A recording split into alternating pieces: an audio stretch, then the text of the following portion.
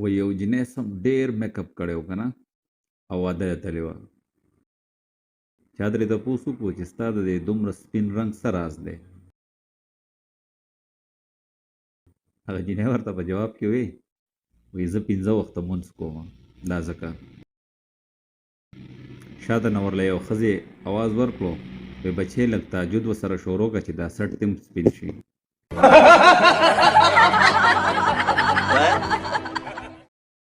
د لیونو ډاکټر یو سړي ته وی چې ته چې یو سړی په سیند کې د ډوبېدو نه بچ کړو نو ثابته دې کړه چې ته لیونی نه یې.